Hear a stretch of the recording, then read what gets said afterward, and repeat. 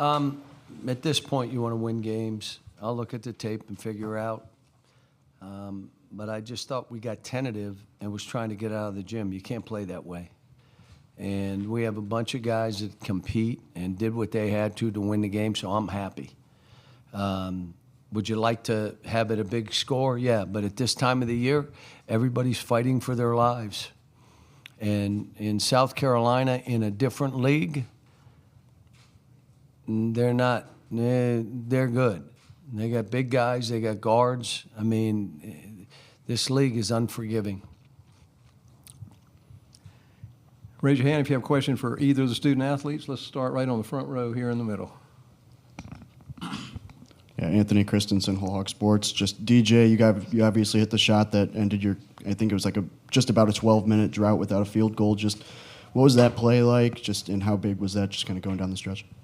It felt good. Just seeing I had the open shot, so just taking that shot. My coaches, coach and my teammates influencing all of us. Like if we got plays, make them. So I was open, so I just shot it. And I knew how my teammates and my coaches had confidence in me to take that shot. So it went in, and that's what happened. Okay, next question in the back on the left. Ty Richardson, ESPN Arkansas. Jonas, you talked about your health and just how much better you've been playing because of your foot and just coming back on that. Post-wise, South Carolina got to you guys last time. How much did you want to establish dominance early in that first half? Real early. We know they kind of punked us last game in front of their home crowd. So coming into the tournament, knowing we want to win as many games as we can, get to the championship, you just had to dominate as soon as we saw them. Your next question on the right. On the end. Hey, DJ, John Huang, NOLA Media. When the regular season ends and the postseason begins, the pressure levels really ratchet up. Can you talk about how you felt going out on the court today and then the difference between the pressure at Arkansas and the pressure last year at Kentucky? I feel like, we was all excited just to come out here and play and just, I feel like we was very prepared. We was all ready for the moment. So, we excited for the postseason. I feel like when it comes to pressure and stuff like that, it's all about just working. I feel like when you work, it kind of gets rid of the pressure because, you worked on certain stuff and you worked on a lot of stuff. And, Coach always influenced us to go out there and play free. So that kind of takes the pressure away when you just going out there and making sure you're playing free and having fun. Next question on the left in the back. Thank you. For TJ and Jonas, Evan Camico, Pig Trail Nation. You guys ended the first half on an 11-0 run. How important was that stretch of play for you guys heading into the second half? Really important. We try and get out in transition as much as we can, get stops, get out in transition. I feel like that helped us a lot. And then when we got up, like Coach said, we got tentative, so we can't do that next game. And then we get up like that, just keep going at them every single time. We knew coming in, they're a great team. Every team in this tournament is a great team. So just to be able to make that run, it was good for us going into the half, feeling good. But, we knew we had to fight the whole game because they're a great team, and, we knew they wasn't going to quit. And that's what they did. They kept fighting. So, we had to play 40 minutes. Other questions? Raise your hand. Let's go to the third row on the right. Frank Farinas with the Arkansas Traveler. DJ, the SEC is projected to send 13 teams to the NCAA tournament this year. How has playing in a conference this gritty and tough prepared the team for the cutthroat nature of the March Madness tournament?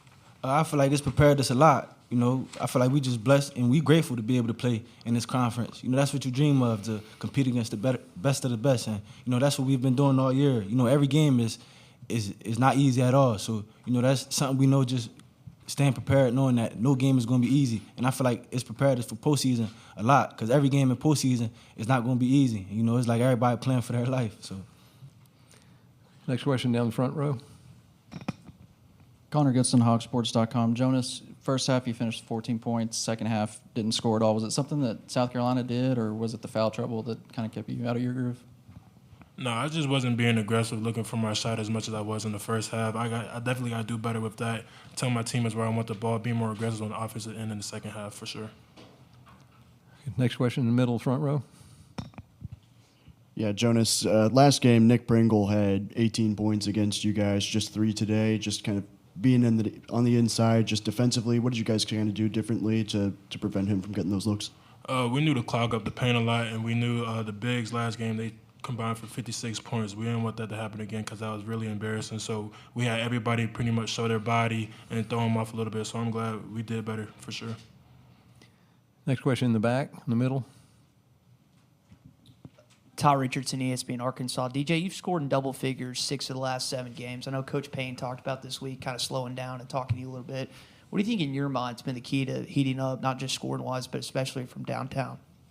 Really just going out there, playing with a free mind, playing aggressive, just really taking whatever the defense gives me. And my teammates helped me a lot, just finding me on open plays. Like last year I hit in this game, that was from my teammates swinging the ball to me. So a lot of that, just shooting open shots and just being confident in making them and just playing aggressive. My coaches influencing me to play aggressive and just go out there and play. So I feel like that's what it really is. My teammates helped me, making it easier for me to make the right play because they getting open and stuff like that. So I feel like that's really what it's been. Yeah, John, in the last 3 wins, I think Texas, Mississippi State, and now today, you guys had double-digit leads in the second half that were cut down to single possessions. Just, is that something that's a concern for you lately, or yeah? Well, first of all, you got to say, geez, you got up double figures on all those teams. And what's happened is it kind of tells you that we're still in the process of getting better. Did we win all those games? Yes. We figured out how to win them. Did we let people back in the game with a chance to beat us? Yes, all of them. Now we just, it's that time of year where you're going to show some tape and just say, was this necessary? Was this necessary? Let's not beat ourselves. But this team, let me tell you that whether it's individuals who were in a dark place, whether it was our team, we start 0-5, some of it was scheduled, some of it was us. And these kids stayed together. Then we have an injury. It starts with an injury to Jonas where he has to have an operation and be out 4 months. Nelly falls off a golf cart and hurts his wrist, shooting hand. Then you have another kid flip off a scooter, out. Another kid, concussion, out 4 months. Boogie goes down right before our game with Georgia, 2 days before, and now Aidoo. And this team has withstood all of it.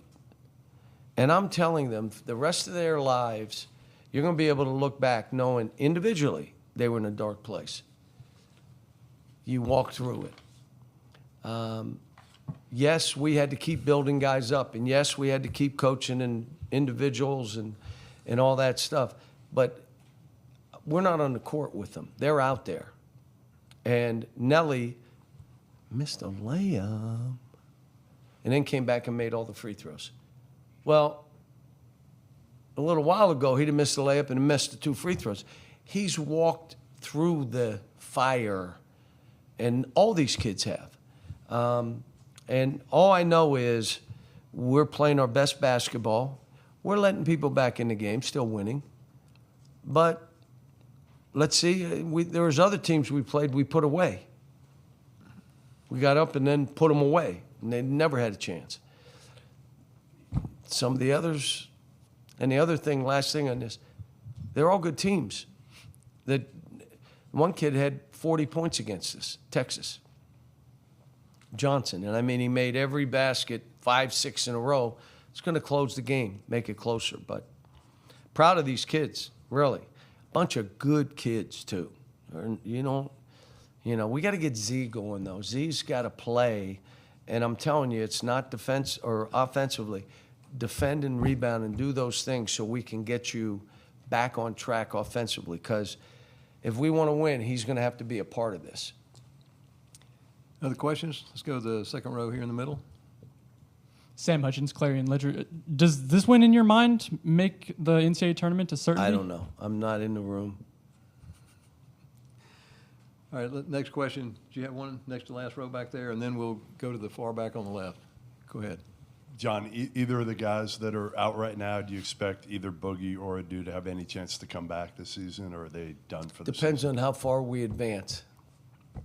Not in this tournament, though. Not in this tournament. But we advance a couple weeks, maybe. Coach Ty Richardson, ESPN Arkansas. Looked like the last free throw, you kind of embraced Nelly. Was the intent to Which miss I've it? done that before. You're up 3 and there's 2 seconds to go. Miss it. By the time they get it, there's a second. Now, the other side of that is, what if they throw one deep and bank it in? But I've done it before, so I do some unconventional stuff. And he banked it in, and I was like happy. I told him, good, I'm glad you banked it in. But he listened to me. He tried to miss it. He shot it flat and banked it in. It's kind of like being up 6 with like 18 seconds, 20 seconds. You're up 6. How about you foul? Because what are they coming down trying to do? Shoot a 3. Foul. Now it's a 4-point game and it's 12 seconds. Get it in, you're back to 6. Do you foul again? Maybe not. Maybe so. Fouling up 6, it's not conventional, but it's,